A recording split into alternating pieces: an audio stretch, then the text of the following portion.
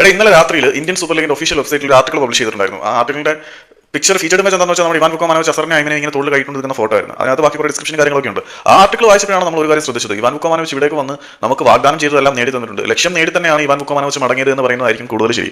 കാരണം Ivan Vukomanovic Kerala ബ്ലാസ്റ്റേഴ്സിന്റെ പരിശീലകനായി സ്ഥാനം ഏറ്റെടുക്കുന്ന സമയത്ത് പറഞ്ഞത് എന്താണെന്ന് വെച്ചാൽ, ഞാൻ നിങ്ങൾക്ക് കിരീടം നേടിത്തരാം, ഇൻസ്റ്റന്റ് ആയിട്ട് കപ്പടിപ്പിക്കാം എന്നൊന്നും പറയുന്നില്ല. പക്ഷേ മറ്റുള്ളവർക്ക് അത്ര വേഗത്തിൽ പരാജയപ്പെടുത്താൻ കഴിയാത്ത ഒരു ക്ലബ്ബായിട്ട് കേരള ബ്ലാസ്റ്റേഴ്സിനെ മാറ്റും. പിന്നെ ഇവിടെ കുറച്ച് നല്ല പ്രതിഭകളെ വളർത്തിയെടുക്കും, ഇന്ത്യൻ ഫുട്ബോൾ ടീമിലേക്ക് അവരെ കോൺട്രിബ്യൂട്ട് ചെയ്യാൻ മാത്രം പര്യാപ്തരാക്കും. ഇതാണ് ആശാൻ പറഞ്ഞത്. ആ ലക്ഷ്യം ഇവാൻ വുക്കോമാനോവിച്ച് നേടിയിട്ടുണ്ട്.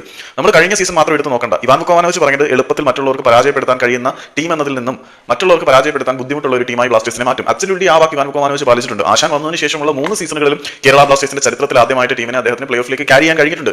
അത് ചെറിയൊരു കാര്യമല്ല. ബ്ലാസ്റ്റേഴ്സ് എന്ന ഫുട്ബോൾ ക്ലബിനെ സംബന്ധിച്ചിടത്തോളം വളരെ വലിയ അച്ചീവ്മെന്റ് തന്നെയാണ് ഇവാൻ വുക്കോമാനോവിച്ച് അവിടെ നേടിയത്. പിന്നെ ബാക്കിയുള്ള കാര്യങ്ങളിലേക്ക് നോക്കുകയാണെങ്കിൽ അദ്ദേഹം പറഞ്ഞത്, വലിയ താരങ്ങൾക്ക് പിന്നാലെ പോകാതെ നമ്മുടെ അക്കാദമിയിൽ നിന്നും നർച്ചർ ചെയ്ത താരങ്ങളെ നമുക്ക് പ്ലേയിങ് ഇലവനിലേക്ക് കൊണ്ടുവന്ന് അവർക്കും ഒരു ഫൈറ്റിംഗ് സ്പിരിറ്റ് ഉണ്ടാക്കിയെടുക്കാൻ പറ്റും എന്ന ലെവലിലേക്ക് എത്തിക്കുക എന്നതായിരുന്നു. നമ്മൾ ടീം നോക്കുക. അഡ്രിയാൻ ലുണയെ പോലെയുള്ള താരങ്ങൾ പോയപ്പോൾ നമ്മുടെ അക്കാദമിക് സിസ്റ്റത്തിലൂടെ വളർന്നു വന്നിട്ടുള്ള അസറിനെയും ഐവനെയും വിപിനെയൊക്കെയാണ് യൂസ് ചെയ്തിരിക്കുന്നത്. കേരള ബ്ലാസ്റ്റേഴ്സിന്റെ അക്കാദമിയിൽ കൂടി വളർത്തിയെടുത്ത താരങ്ങളെ മെയിൻ ടീമിലേക്ക് കൊണ്ടുവന്ന് കരുത്തന്മാരോട് കോമ്പീറ്റ് ചെയ്ത് പരാജയപ്പെടുത്താൻ കഴിയാത്ത ഒരു ടീമായി മാറുക എന്നുള്ള ലക്ഷ്യം ഇവാൻ വുക്കോമാനോവിച്ച് അച്ചീവ് ചെയ്തിട്ടുണ്ട്. ഇപ്പം അസറിന്റെയും ഐവന്റെയും ഒക്കെ അരങ്ങേറ്റം ബ്യൂറോന്റെ ഒപ്പിൽ കൂടിയായിരുന്നു. അവിടെ മികച്ച പ്രകടനം കാഴ്ചവെച്ചവർക്ക് സീനിയർ ടീമിലെ താരങ്ങൾക്ക് പരിക്ക് പറ്റുന്ന സാഹചര്യത്തിൽ മറ്റുള്ള മാർക്കറ്റിലേക്ക് ഇറങ്ങി ചെന്ന് ഫ്രീ ഏജന്റ് ആയിട്ടുള്ള പ്ലേസിനെ വാങ്ങിക്കാൻ നിൽക്കാതെ നമ്മുടെ അക്കാദമിയിൽ നിന്ന് തന്നെയുള്ള അസറിനെയും ഐവനെയും എടുത്തിട്ടുണ്ട്. പിന്നെ അക്കാദമിക് സിസ്റ്റത്തിലൂടെ വളർന്നു വന്ന വിപിൻ മോഹനെ എടുത്ത് മെയിൻ ടീമിലേക്ക് ഇടുന്നു. മൊത്തത്തിൽ നോക്കുമ്പോൾ കേരള ബ്ലാസ്റ്റേഴ്സ് എന്ന ഫുട്ബോൾ ക്ലബിന്റെ ഒരു റിവൈവലിന് തന്നെ തീ കത്തിച്ചുവിട്ട പരിശീലകനായിട്ടാണ് ഇവാൻ വുക്കോമാനോവിച്ച് പടിയിറങ്ങിയത്. അപ്പം ഇവാൻ വുക്കോമാനോവിച്ച് ഒന്നും നേടാതെ പടിയിറങ്ങിയവനല്ല. അദ്ദേഹം നമുക്ക് തന്നിരുന്ന ഉറപ്പുകളൊക്കെയും പാലിച്ചിട്ടുണ്ടായിരുന്നു. അദ്ദേഹം കിരീടം നേടിത്തരാമെന്നൊന്നും നമ്മളോട് പറഞ്ഞതായിട്ട് എനിക്ക് ഓർമ്മയില്ല. പക്ഷേ വി വിൽ ഫൈറ്റ് എന്ന് അദ്ദേഹം പറഞ്ഞിരുന്നു. അവസാന സീസണിലേക്ക് എത്തിയപ്പോൾ അദ്ദേഹത്തിന്റെ ഭാഗത്ത് നിന്ന് നല്ല ഉറപ്പ് എവിടെയെങ്കിലുമൊക്കെ നമുക്ക് ഫീൽ ചെയ്തിട്ടുണ്ടായിരിക്കാം. അതിന്റെ കാരണങ്ങളൊക്കെ വേറെയാണ്. അതിനെക്കുറിച്ച് നമുക്ക് പിന്നെ സംസാരിക്കാം. മറ്റേ ഗോൾ കീപ്പറുടെ കാര്യം അത് ഞാൻ ഡീറ്റെയിൽ ആയിട്ട് പറഞ്ഞിട്ടില്ല.